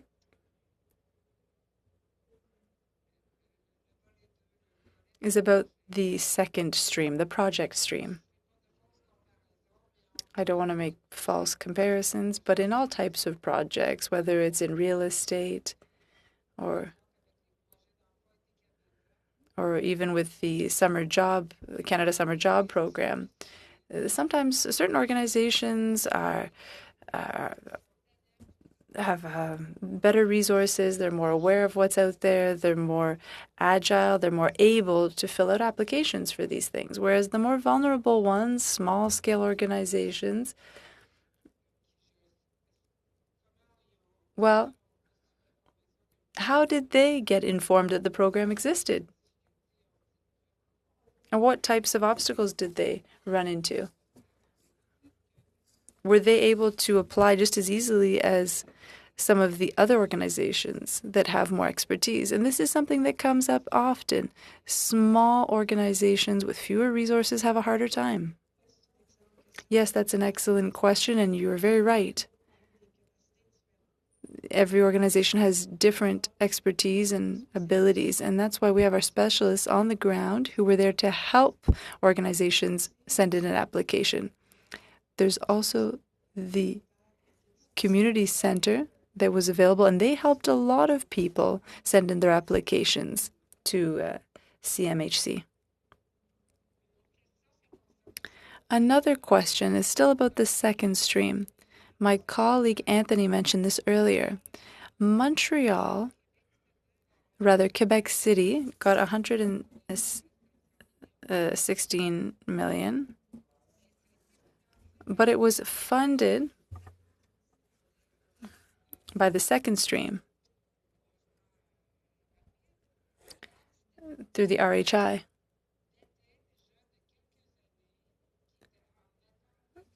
But they had already been waiting for a few years for that funding, and it took 3 years with the national strategy. And of course, that led to delays. So since they funded projects that were already waiting, is that going to deprive other organizations from their right to get those funds or qualify for them? Well, they'll have to be a negotiation with Quebec for an additional agreement? I think that question should be asked of the government.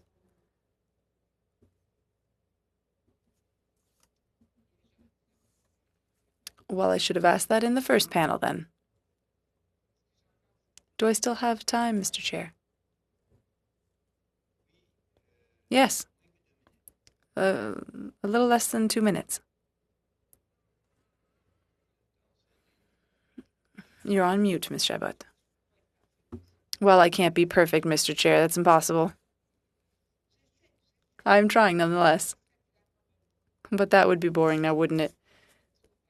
If you're too perfect. At the end of these projects, well, you know, one of my colleagues asked this question, one of my conservative colleagues. If it's 12 months, but if the project is underway and it's not over, will there be consequences? Does the project have to be done within the time frame, or does it just have to have begun? Is there some flexibility around that? What we're asking is that the plan be completed in 12 months. However, we do realize that there's sometimes delays that are out of organization's control. What we'll do in those situations is work with the group to make sure that the group is helped out, and we'll give them the flexibility they need. Next, Ms. Thank you, Madame Sanfasson Chabot. Thank you. Thank you very much, Chair. My first question is for Ms. Bowers. Under the COVID-19 funding under Reaching Home and other funding streams, we know that they're set to close at the end of March, on March 31st. Many of our frontline organizations around the country depend on those, especially frontline organizations that are doing things like providing PPE and other essential supplies. Are there any plans to notify the organizations about whether these funds will continue beyond March 31st, as we know the pandemic is not ending, and many organizations are expressing deep concern? Yeah. Thank you very much, Mr. Chair, for this question. Unfortunately, Reaching Home is a program that is the responsibility of ESDC and CMHC. Although we're familiar with it, I'm not in a position to answer this question. I apologize for that, but we can certainly look into getting an answer from you from the appropriate department. Yeah, I would appreciate that. One of the issues we experienced in Winnipeg, and I know people or other organizations experienced across the country, is in regards to the rezoning process of buildings to convert buildings to a residential facility. In some places, including Winnipeg, this can be long and cumbersome. Has there been any arrangements made with applicants who faced issues with restrictive zoning regulations to ensure that they were not excluded should they not be able to complete their project within a 12-month completion deadline? Thank you very much, Mr. Chair, for this question. As I've noted in prior appearances, we have housing specialists located throughout the country. We've worked with the proponents on a case-by-case basis, and we realize that depending on the municipality, there are zoning challenges. Where we can, we did work with the proponents and the municipality to have workarounds on this. But again, it just really depends on the municipality and the particular situation. But yeah, I would go back to. But I would go back. Sure. I would go back to saying that housing solutions that requires very strong partnerships, and CMHC is committed to working with cities and our provinces to make sure that our funding gets out the door. For sure. The problem is that I know in my riding, certainly really excellent projects were disqualified because of zoning issues and because of the speed of the Rapid Housing Initiative. 4 weeks, according to many city councillors who I work very closely with, was not a reasonable time frame to really get things out the door. Just as a point, I think you should be aware of. does CMHC have any thing in place to ensure that the 3,000 new units that have been acquired will remain permanently as affordable housing? And how are these regulations, if there are any, going to be put in place if they haven't already? So as part of the RHI program, we do have governance and reporting requirements, and we do have an infrastructure set up within our organization to make sure that we monitor these projects on an ongoing basis. So how are they monitored? Through the reporting. Through the reporting, but how are you going to ensure that they're not transitioned out of being affordable housing units? So there are attestation processes, and we do have staff on the ground in the various regions of Canada to verify the information that's being provided by the proponent. Okay, but that still doesn't answer my question.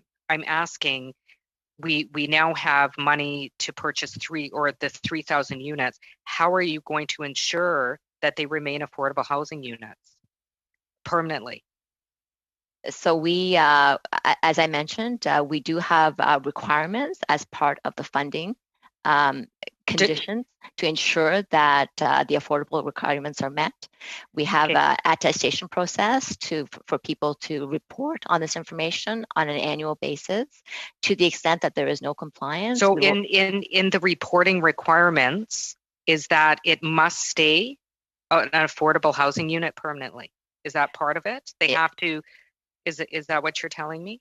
I just want to make sure that I'm understanding. Yes, and the affordability is for a 20-year duration, and it's not just affordability. There are a number of other criteria and conditions that we'll be following up on. Okay, great. Thanks very much. Many communities are frustrated that they didn't get an allocation under the rapid housing initiatives, and smaller communities might have not even had the resources to produce a strong of an application as bigger centers. How will CMHC be responding to this reality for smaller communities going forward? Thank you very much, Mr. Chair, for this question. In terms of the design of the Rapid Housing Initiative, it was purposely designed for the project stream to make sure that the application process was as simple and streamlined as possible. We received a large number of applications from smaller nonprofits and also Indigenous organizations, which would indicate that we have achieved some success in terms of that streamlining process.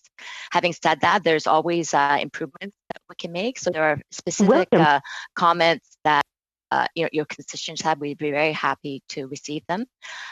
One of the keys to our success is having people on the ground working with the proponents, helping them through the application process. And we feel that in general, this has been very successful with the rapid housing. So thank you, sorry. Yeah, sorry. Thanks. Thank you, side note. Thank you so much. Thank you, Ms. Bowers. Yeah, thank you. Mr. Viss, please, for 5 minutes.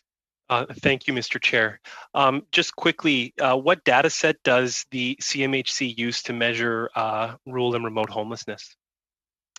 I'll have to get back to you on this question. Thank you. Okay, the Canadian Alliance that I mentioned for rural and remote homelessness said there doesn't exist a data set to measure. So we need to be very careful about making any assumptions about the reality, especially in Indigenous communities, about the extent and the severity of homelessness. We cannot always make a measure of homelessness based solely on the total number of people, but we have to look at the proportion of people who are homeless in conjunction with the rest of the community. Failing to recognize that is a failure to recognize the societal impact and the other factors related to homelessness that need to be addressed too for communities. So that's just the point to start. On decision making, I'm very pleased to hear that there's been 678 applications. Who is going to make the final decision on which projects are approved? And will there be a regional an equitable regional disbursement between all regions of Canada in that final decision-making process? Thank you very much, Mr. Chair, for that question. Just on the first point, thank you very much for Mr. Biss for noting that there are data gaps in terms of understanding homelessness, and I think that's a very valid point, and it's something that CMHC is willing to look into and invest into future in terms of alleviating. In terms of the applications under the project stream, we published a scoring grid that we are using to evaluate the projects, and we've just gone through the process. The 678 projects that you referred to, we've put all those projects through that scoring grid, and given the demand that has been put on this project, there's a lot of projects that are not going to meet the qualification because the bar has been set very high. And we are in discussions right now with our minister's office in terms of the final decision making. Okay, so likely it will be Mr. Vaughan, Minister Hussein, and officials from CMHC who will be making the final decision making for those projects that pass the threshold according to the grid score that you've established. Yeah, one of the things that is that correct? Yes, that's correct. Okay, thank you. One of the things that I also want to mention was that we do have a host of other programs under the National Housing Strategy. So if a proponent was not successful under the Rapid Housing Initiative, our specialists will be in touch with them to offer other financing tools that may be useful for them in terms of getting their projects off the ground. Okay, I would love to have more information on that because I understand there's about just over $7.5 billion committed to the co-investment fund, and you mentioned $4.2 billion for the 678 applications. Given that remains $3.7 or so billion worth of projects that won't be funded, there remains either a funding gap there, or we're going to have to wait for a commitment from the federal government in their upcoming budget. So I look forward to more details on that.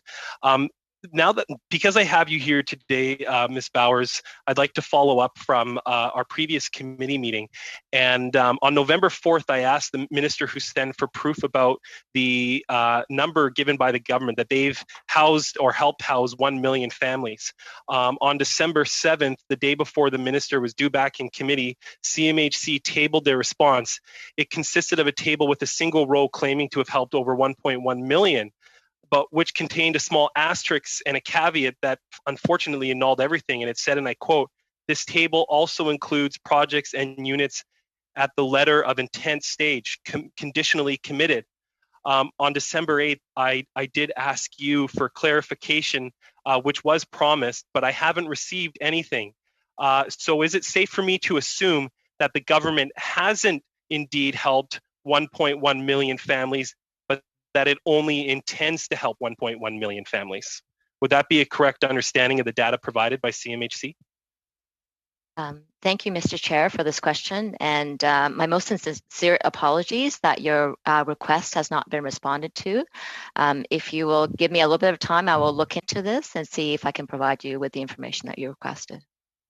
Okay, finally, one more point. I will commend CMHC for some of the good work that they've been doing to allocate staff and provide information on other points that I've asked for about helping Indigenous communities and the service delivery model that you're moving to. So in that front, I did submit an ATIP request about the major city stream of the Rapid Housing Initiative, and I had to write a personal check and send an application in snail mail with Canada Post. Can CMHC commit to coming into the 21st century and establishing an electronic ATIP system? Because it's not only me, but there's a lot of other Canadians that want to have information.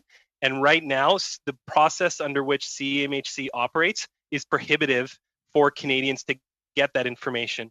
In my own personal experience, I was told that I can't even have information that I received today here until May. Just a short answer, if you could, please. We're well past time. Thank you very much, Mr. Chair. We'll take these comments into consideration and provide a response. Thank you. Okay. Thank you, and I appreciate your time today, and I look forward to further understanding of the 678 applications. That was very, very helpful. Thank you, Ms. Bowers. The last questions for this evening will come from Mr. Dong for the Liberals for 5 minutes. Mr. Dong, you have the floor. Thank you, Chair. And I want to thank all the presenters and the staff coming to today's committee. And I know it goes without saying, but I just wanted to be on record that under the COVID situation, all staffs have been working extremely hard. Some, I see many work from home, just like us. So I want to acknowledge that and make sure that appreciation is felt. And especially when you consider that the rollout of support for small businesses and also, for the first-time home buyers support, which I will say for the next time to ask. Your work has been appreciated. So thank you very much. Just a follow-up on Mr. MP Viz's question. Can you tell us the difference between co-investment fund and rapid housing initiative? Yes, I certainly can. So the Rapid Housing Initiative, we view it as a response to the COVID crisis. So the focus is on rapid construction of housing. And I think it's been mentioned that our anticipation is that all projects will be completed within 12 months of funding. It's 100% contribution based. And for this reason, we were able to have a very, very streamlined application process. The co-investment fund is more of a sort of longer-term funding program. It's comprised of both contributions and loans. And it's very important to note the word co-investment. It requires proponents to find other funders for projects. So on an average project, the co-investment fund provides between around 40 to 45% of the funding, and other sources of funding come from municipalities, from provinces, and also from the funds of the particular nonprofit or other organization. So your agency has less control on the overall timeline for those projects. That's right. That's right. And as you know, construction takes a longer time, especially when you're working outside the modular space. Of course. In my riding, Don Valley North, homelessness is not as obvious. We do witness some in the ravines during the warmer month. But it is an issue that many constituents, and especially the local organization, has flagged for me, and some actually has been involved themselves for decades, try to solve this problem in different parts of the city. One overall feeling they had was that every time that there's a housing initiative announced by the federal government and the funding being provided, for that housing unit to be actually built, it takes years for them to see. And they're really frustrated with that fact. And quite honestly, with the political climate, now if there's a change of government, there's a lot of uncertainty tied to these type of investment. So how is the Rapid Housing Initiative different from that, and how exactly CMHC it has put in place to avoid the sort of traditional delay or the flow of funding, or because if you get multiple levels of government involved, that seems to be the symptom that you always have those stoppage of flow. So what have you done that's differently, and is there any early evidence to show that the plan is actually working in urban center homelessness solutions? Okay, 1 minute. I think I have 1 minute. Thank you very much for that question, Mr. Chair. As I mentioned previously, the RHI is a 100% contribution-based program, so that creates a certain simplicity in terms of implementation. In addition to that, we have relied on very strong partnerships with the Federation of Canadian Municipalities, but also our partners in the large municipalities and also the various proponents on the project stream. And I believe that those strong partnerships are absolutely crucial in terms of getting the money out the door quickly and making sure that the most vulnerable Canadians have the housing that meets their needs. Can you remind me how many units will be built for Toronto, in Toronto? So we don't know for certain yet because we have not made a final decision regarding the project stream. But we for the projects for RHI as a whole, that projected unit count is 3,000, and it's our anticipation that it's going to be well in excess of that. Thank you, Mr. Dong. Thank you, Ms. Bowers. We're a little bit past the appointed hour, but I would ask the members of Parliament just to stand by for a couple of administrative things as we thank and excuse our witnesses. Ms. Bowers, Madame Saint-Fasson, and Mr. Monahan, thank you so much for being with us. We hope you enjoyed the experience because the motion that we adopted indicates that you're going to be back. And we all look forward to receiving further updates, but certainly appreciate the comprehensive way that you've answered the questions today and your cooperation to provide further information at subsequent appearances or in written form. Good luck with those 678 applications and Godspeed, and we'll see you again before too long. You're welcome to stay, but free to leave. Colleagues, just two things. I just wanted to remind you of the deadline of Tuesday at 5 p.m. Eastern for witness lists for our next study on employment insurance. And Mr. Viss, I wanted to let you know that despite our best efforts to bring the staffers back in, it appeared that the only solution, which we discovered about 5 minutes to 7 minutes before the end of the meeting, was to terminate the meeting and to restart, which didn't make sense. So please pass our apologies along to them for not being able to resolve the technical difficulties sooner. But that's by the time we found out the solution, it was too late to implement it. Thank you, Mr. Chair. Okay. Is there? Do we have consent to? Consent to adjourn the meeting? I see thumbs up. Thank you very much, everyone. I hope you have a Zoom-free constituency week, and sure. Not likely. And we'll see you after that. We're adjourned.